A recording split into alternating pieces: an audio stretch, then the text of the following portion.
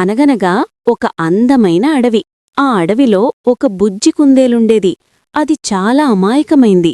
ఒకరోజు మధ్యాహ్నం ఎండ ఎక్కువగా ఉండటంతో ఆ కుందేలు ఒక పెద్ద కొబ్బరి చెట్టు నీడలో హాయిగా నిద్రపోతోంది.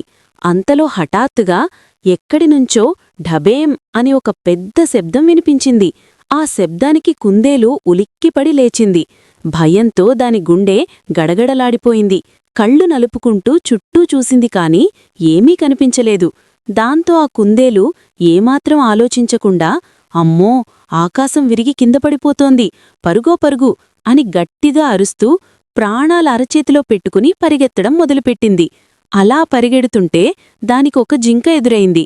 ఏమైంది కుందేలు, ఎందుకంత వేగంగా పరిగెడుతున్నావు అని అడిగింది జింక. దానికి కుందేలు, అయ్యో జింకా, ఆకాశం విరిగి ముక్కలై కింద పడుతోంది, నువ్వు కూడా త్వరగా పరిగెత్తు అని చెప్పింది. ఆ మాట వినగానే జింక కూడా కంగారుగా కుందేలు వెనక పరిగెత్తింది. దారిలో వాటిని చూసిన పులి, ఆ తర్వాత ఏనుగు కూడా వాటికి తోడయ్యాయి. ఆకాశం విరిగిపోతోంది, త్వరగా పరిగెత్తండి అని అడవంతా ఒకటే గోల చేస్తూ జంతువులన్నీ గుంపుగా పరిగెత్తడం మొదలుపెట్టాయి. జంతువులన్నీ ఇలా కంగారుగా పరిగెత్తడం చూసి అడవికి రాజైన సింహం వాటిని అడ్డుకుంది. ఆగండి, అసలేమైంది మీకు, ఎందుకందరూ ఇలా పిచ్చిగా పరిగెడుతున్నారు అని గంభీరంగా గర్జించింది. అప్పుడు ఏనుగు వణుకుతూ, మహారాజా, ఆకాశం విరిగి కింద పడుతుందట అని చెప్పింది. సింహం నవ్వి, ఆకాశం పడటం మీలో ఎవరైనా చూశారా అని అడిగింది. అప్పుడు ఏనుగు పులిని, పులి జింకను, జింక కుందేలును చూపించాయి.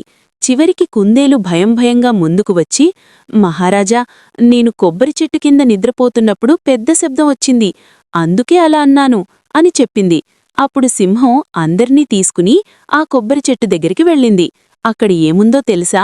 ఒక పెద్ద కొబ్బరికాయ నేలమీద పడి ఉంది. అంతలోనే చెట్టుపై నుండి మరో కొబ్బరికాయ టపక్మని కింద పడింది. అది చూసి జంతువులన్నీ ఒక్కసారిగా ఆశ్చర్యపోయాయి. అసలు విషయం అర్థమైన కుందేలు సిగ్గుతో తలదించుకుంది. మిగిలిన జంతువులన్నీ ఒకరి ముఖం ఒకరు చూసుకుని గట్టిగా నవ్వుకున్నాయి. అందుకే పిల్లలు, ఎవరైనా ఏదైనా చెప్పగానే వెంటనే నమ్మేయకూడదు. అది నిజమో కాదో మనమే ఆలోచించాలి. కథ బావుంది కదూ? మీకీ కథ నచ్చితే లైక్ చేయండి, షేర్ చేయండి. ఇలాంటి మరిన్ని మంచి కథల కోసం కిడ్డోస్ టేల్స్ తెలుగు ఛానల్ని సబ్స్క్రైబ్ చేసుకోండి. మళ్ళీ ఇంకో మంచి కథతో కలుద్దాం.